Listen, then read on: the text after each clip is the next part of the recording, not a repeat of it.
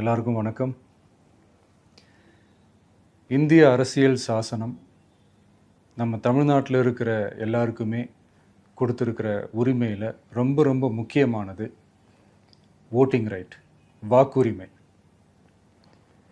ஒரு மனுஷன் உயிரோடு இருக்கான்றதுக்கு அடையாளமாக இருக்கிறதுல அவனோட ஓட்டுரிமை ரொம்ப முக்கியம். அதனால தான் voting is not only our right but also our life. ஒரு முக்கியமான விஷயத்தை பற்றி இப்போ நான் உங்ககிட்ட ஷேர் பண்ண போகிறேன். இது நான் ஃபஸ்ட்டு கேள்விப்பட்ட உடனே எனக்கே ரொம்ப ஷாக்கிங்காக தான் இருந்தது. இப்போ நான் பேசிகிட்டு இருக்கிற இந்த நேரத்தில் தமிழ்நாட்டில் இருக்கிற நம்ம யாருக்குமே ஓட்டு போடுற உரிமையே இல்லைன்னு சொன்னால் நம்புவீங்களா? நான் நீங்கள் உட்பட யாருக்குமே அது இல்லை. நான் பயமுறுத்துறேன்னு நினைக்காதீங்க, அதுதான் நிஜமும் கூட. கொஞ்சம் ஏமாந்தால் நம்மளை மாதிரியே இன்னும் லட்சக்கணக்கான பேருக்கும் இதே நிலைமை தான். ஓட்டு போடுற அந்த உரிமையே இல்லாத மாதிரி ஒரு நிலைமை வந்தாலும் வரலாம். இதுக்கு மெயின் ரீசன் அந்த எஸ்ஐஆர், ஸ்பெஷல் இன்டென்சிவ் ரிவிஷன், சிறப்பு தீவிர திருத்தம். இப்போது இந்த எஸ்ஐஆர் நம்ம தமிழ்நாட்டில் எப்படி ஒர்க் ஆக போகுது? கடந்த ஜனவரி மாதம் எடுத்த அந்த கணக்கெடுப்பில் 6,36,00,000 வாக்காளர்கள் நம்ம தமிழ்நாட்டில் இருக்கிறாங்க. ஆனால் அவங்க யாருக்குமே இந்த ஓட்டு போடுற உரிமையே இல்லை.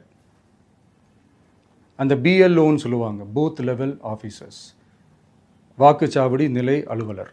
அவங்க தான் வீடு வீடாக போய் அந்த ஃபார்மை கொடுப்பாங்க. அதை நம்ம ஃபில்அப் பண்ணி கொடுக்கணும். அதை தேர்தல் ஆணையம் அதை எடுத்துகிட்டு போய் அதை ஸ்க்ரூட்டினைஸ் பண்ணி அது எல்லாமே கரெக்டாக இருக்கான்னு செக் பண்ணி பார்த்ததுக்கப்புறம் அந்த வாக்காளர் பட்டியலை வெளியிடுவாங்க. அந்த வாக்காளர் பட்டியலில் நம்ம பேர் இருக்கணும், அப்போ தான் நம்மளால் ஓட்டு போட முடியும். அந்த புது பட்டியல் வர்ற வரைக்கும் நம்ம வாக்காளர்களான்றது அது உறுதியே செய்ய முடியாது. இன்கேஸ் அந்த புது பட்டியலில் நம்ம பேர் இல்லைன்னா அது ஒரு தனி ப்ராசஸ், அது ஒரு தனி ஃபார்ம், அது ஒரு தனி கிளைம்ன்ற மாதிரி அது ஒரு வேறு வேலை. ஸோ இந்த மாதிரி நிறையா சிரமங்கள் குழப்பங்கள் இருக்கிறதுனால மக்களுக்கு இது மேலே ஒரு கன்ஃபியூஷன் ஒன்று இருக்குது. இது என்ன வெரிஃபிகேஷனா இல்லை ஒரு மறைமுக ரீரெஜிஸ்ட்ரேஷனா இல்லை இது ஒரு நியூ ரெஜிஸ்ட்ரேஷன் மாதிரியே தானா அப்படின்ற மாதிரி நிறைய கன்ஃபியூஷன் இருக்குது. அவங்க செய்ய வேண்டியதெல்லாம் ஒன்று தான். இந்த மாதிரி வீடு வீடாக போய் அந்த என்யூமரேஷன் ஃபார்ம் நம்ம ஃபில்அப் பண்ணி கொடுக்கும்போது அதுக்கான அக்னாலேஜ்மெண்ட்டை அந்த பிஎல்ஓ அந்த ஆஃபீஸர்கிட்ட இருந்து நீங்கள் வாங்கிக்கணும். அது ரொம்ப ரொம்ப முக்கியம். இது நான் சொல்கிறது வாக்காளர் பட்டியலில் ஆல்ரெடி உங்கள் பேர் இருக்கிறவங்களுக்கு நான் சொல்கிறேன். இப்போ புது வாக்காளர்கள், ஃபஸ்ட் டைம் ஓட்டர்ஸ், அவங்களுக்கு ஃபார்ம் 6ன்னு ஒன்று இருக்குது. அதை நீங்கள் ஃபில்அப் பண்ணி நீங்கள் உங்கள் ஏரியாவில் இருக்கிற சம்மந்தப்பட்ட அந்த உங்கள் அலுவலகத்தில் நீங்கள் டைரெக்டாகவும் சப்மிட் பண்ணலாம், இல்லை நீங்கள் ஆன்லைன்லேயும் சப்மிட் பண்ணலாம். அப்படி ஆன்லைனில் நீங்கள் சப்மிட் பண்ணிங்கன்னா அதுக்கான ஸ்க்ரீன்ஷாட்டை எடுத்து வச்சுக்கோங்க. ஃபோனில் மெசேஜ் வரும், அதை சேவ் பண்ணி வச்சுக்கோங்க. அப்ராடில் இருக்கிறவங்க கூட அந்த எஸ்ஐஆர் ஃபார்மை டவுன்லோட் பண்ணி நீங்கள் அதை ஃபில்அப் பண்ணி சப்மிட் பண்ணலாம். அதுக்கான அக்னாலேஜ்மெண்ட்டை வாங்கி வச்சுக்கோங்க. ரொம்ப முக்கியமாக உங்களோட பிஎல்ஓ அந்த ஆஃபீஸர் யாருன்னு தெரிஞ்சு வச்சுக்கோங்க. இந்த தேர்தல் ஆணையம் அந்த வெப்சைட்டில் போனீங்கன்னா அந்த பர்டிகுலர் பிஎல்ஓ ஆஃபீஸரோட ஃபோன் நம்பர் கூட நீங்கள் எடுத்து வச்சுக்கலாம். இன்கேஸ் உங்களை யாரையும் ரீச் பண்ணலை, இல்லை உங்களுக்கு அந்த ஃபார்ம் கிடைக்கல அப்படின்னா நீங்கள் அவரை காண்டாக்ட் பண்ணி அந்த ஃபார்மை வாங்கி நீங்கள் ஃபில்அப் பண்ணி நீங்கள் சப்மிட் பண்ணலாம். ரொம்ப முக்கியமாக அதுக்கான அக்னாலேஜ்மெண்ட்டை வாங்கி வச்சுக்கோங்க. இது எல்லாமே சரியாக செஞ்சாலும் இந்த எஸ்ஐஆர் மேலே சில டவுட்ஸ் இருக்குது. அது என்னென்னா, இந்த 6,36,00,000 வாக்காளர்களுக்கு ஒருத்தர் விடாமல் இந்த ஒரே மாதத்துக்குள்ளே எப்படி எல்லாருக்குமே அந்த ஃபார்ம் போய் ரீச் ஆகும்? ஒன்று. ரெண்டாவது, நீங்கள் வரும்போது வீட்டை பூட்டிட்டு வேலைக்கு போயிட்டு என்ன பண்ணுறது? இப்போ நீங்கள் வருவீங்கன்றதுக்காக வேலையெல்லாம் விட்டுட்டு வீட்டுக்குள்ளேயே உட்காந்துட்ருக்கணுமா?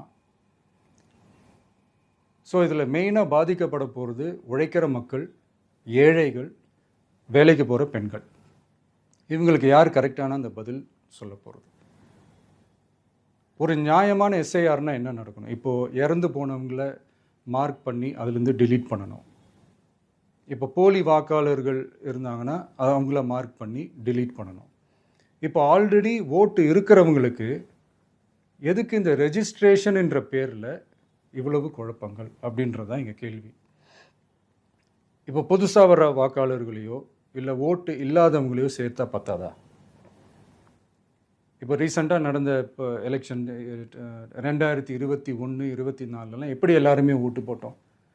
அதில் ஓட்டு போட்டவங்க கூட இப்போ புதுசாக ரெஜிஸ்டர் பண்ணணும்னா அது ஏன் அந்த கன்ஃபியூஷன் அப்படின்றத நாங்கள் கேட்குறோம். அதனால தான் நாங்கள் எஸ்ஐஆரை எதிர்க்கிறோம். இப்போ புதுசாக சில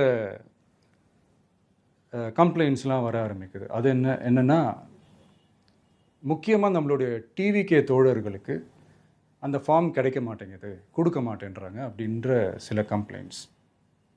இது யார் பண்ணுறாங்க அப்படின்றது நான் தான் சொல்லி தெரிய வேணும்னு ஒன்றும் அவசியம் இல்லை உங்களுக்கு. இப்போ இருக்கிற ஆட்சியாளர்கள் அவங்களுக்கு கைப்பாவையாக இருக்கக்கூடிய சில பேர் வந்து இதை செய்ய ஸ்டார்ட் பண்ணியிருக்கிறாங்க. அதனால் மைடியர் வர்ச்சுவல் வாரியர்ஸ், இதை வந்து சாதாரணமாக எடுத்துக்காதீங்க. இது எல்லாருக்குமே அந்த ஃபார்ம் போய் ரீச் ஆகணும். இதில் ரொம்ப உறுதியாக இருங்க. அதையும் மீறி உங்களுக்கு அந்த ஃபார்ம் கிடைக்கலன்னா இருக்கவே இருக்கும் ஆன்லைன்.